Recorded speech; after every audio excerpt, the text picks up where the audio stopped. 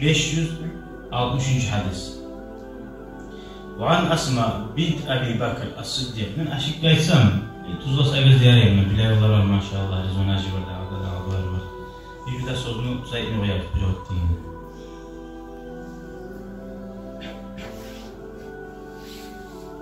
Abu Bakr As-Saban'ın kızı Asma'ydı. Uzvar Allah razı olsun. Kâle li Resulullah Allah'ın elçisi mağa etti deyip sallallahu aleyhi ve sellem Abu Bakr'ın kızına peygamber etti. La tuki feyuka aleyki. La tuki'nin manası bu tuhtay.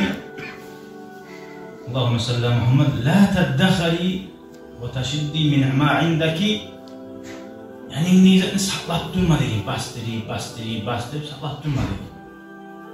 Feyuki aleyki sağda Allah-u Teala. Ondan gelme tarafsatlı rızkını kısar dedi. Sen bundan kıranı kıssan adamma varan sonu o kulağının yerinden sağda kısır. Neşik ola bir yurtka az. Allahümme salli ala Muhammed. Daha Ani fiqhi başka rivayetteyken o Asma Peygamber sadaka et. Başka rivayetteyken infahi, imdihi barda şu sözler manaları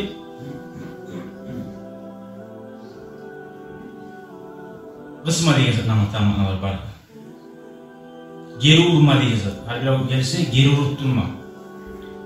Sen geri uğranlamayı Allah-u Teala uzundan gelen zatını geri uğracaktır.